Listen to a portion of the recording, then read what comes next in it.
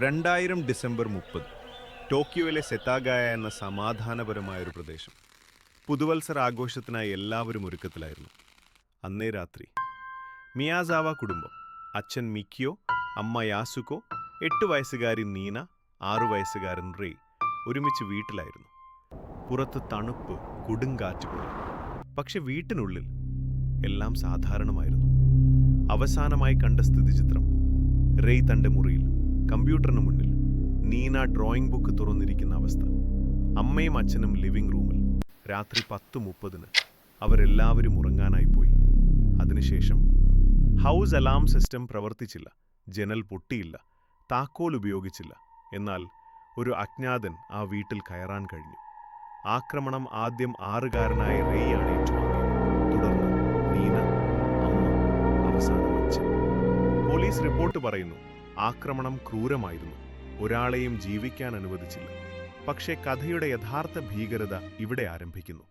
ദുരന്തത്തിന് ശേഷം തന്നെ ആ സെയിം വീട്ടിനുള്ളിൽ ആ കുറ്റവാളി മണിക്കൂറുകൾ ചിലവഴിച്ചു. കുടുംബത്തിൻ്റെ ഫ്രിഡ്ജ് തുറന്ന് ഭക്ഷണം കഴിച്ചു, കമ്പ്യൂട്ടർ ഓൺ ചെയ്തു, ബ്രൗസിംഗ് ചെയ്തു. മതിയായ വെളിച്ചത്തിൽ തന്നെ ഉറങ്ങി. അവൻ്റെ വിരലടയാളം, DNA വസ്ത്രങ്ങൾ, ചുടലങ്ങളെല്ലാം പോലീസിന് ലഭിച്ചു.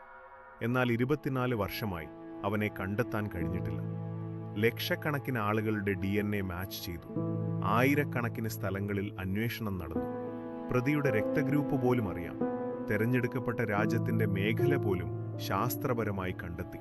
എന്നാൽ ഒരാൾ പോലും, ഒരു സൂചന പോലും അതേ വർഷം ഡിസംബർ 31 മുതൽ ഇന്നോളം കിട്ടിയിട്ടില്ല. സെതാഗായയിലെ ആ വീട് ഇന്നും കിതേരോ നിൽക്കുന്നു. അതേ സാധനങ്ങൾ, അതേ മുറികൾ, അതേ നിശബ്ദം. പുതുവത്സര രാത്രി ലോകം ആഘോഷിക്കുന്നപ്പോൾ ജപ്പാനിലെ ഈയൊരു കുടുംബത്തിൻ്റെ അവസാന ശ്വാസവും അവസാന കരച്ചിലും കാറ്റിൽ തന്നെ കുടുങ്ങിക്കിടക്കുന്നു. ഏറ്റവും ഭയപ്പെടുത്തുന്ന ചോദ്യം: കൊലയാളി ആരാണ്? എവിടെയാണ്? ഇങ്ങനെ പല തെളിവുകൾ ഉണ്ടായിട്ടും പോലീസിന് പോലും കണ്ടെത്താൻ കഴിയാത്ത ഒരാൾ, അവൻ ഇപ്പോഴും എവിടെയെങ്കിലും ജീവിക്കുന്നു.